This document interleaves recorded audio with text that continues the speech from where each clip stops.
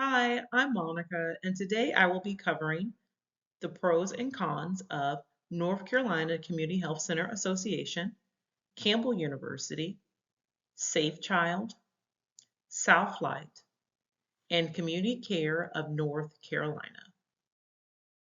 First up is Southlight Certified Community Behavioral Health Clinic. I was interested in their intake engagement specialist position.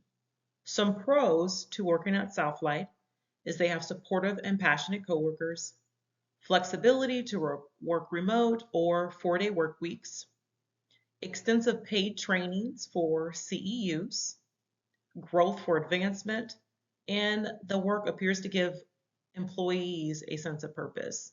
Now, some of the cons are low pay, favoritism within management, lack of oversight with HIPAA due to staff client relationships, lack of structure and communication, high turnover rates, and the occasional request for people to work weeknights or weekends.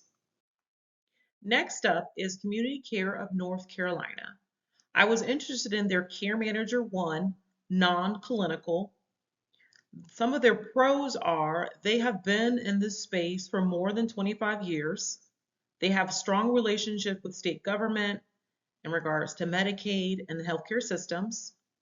They appear to have an awesome work environment with meaningful connections with coworkers and supervisors.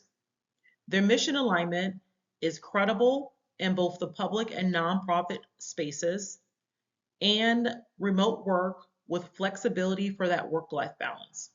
Now, some of the cons appear to be express frustration with senior management, especially for non-healthcare technical domains. The salary does not always appear to be on pace with the expectations of the job.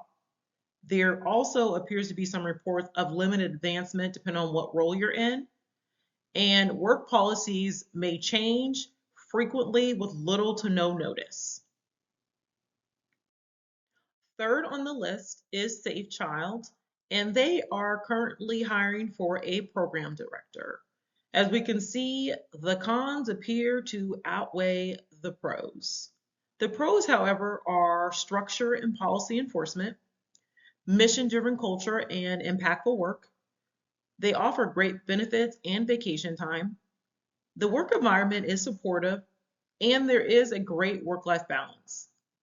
However, cons appear to be the capacity constraints, large caseloads with extensive wait times to service, overlapping on scheduling appointments, pay is not competitive and appears to be below market rate for all entry-level positions, increased exposure to trauma, which could have adverse effects on my own mental health, and limited advancement opportunities.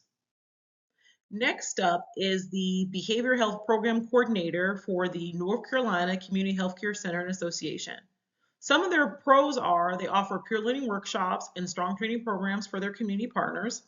Now, they also offer operational trainings in addition to clinical. So that is no cost CEUs, which can become costly when you're trying to keep up with your credentialing.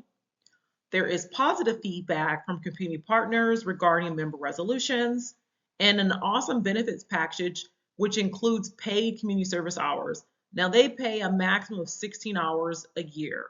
To me, that's awesome. It signals that they want to ensure that we're giving back to the community so you can take time off from work and then go volunteer at local nonprofits that need your service and still be paid.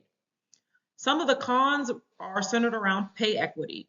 It varies based on the department that you work in. Half the staff feel like they're paid well, the other half feels like they're underpaid. There also is a requirement to do internal extensive continuous trainings for staff to remain in compliance with federal regulations. There also appears to be a high workload and deadline requirements with high turnover rates in entry level positions, which signals to me that there is workplace dissatisfaction. And there also is a potential for burnout based on the high demand, the expectations, and the internal trainings that people have to keep up with to be employed with North Carolina Community Health Center Association.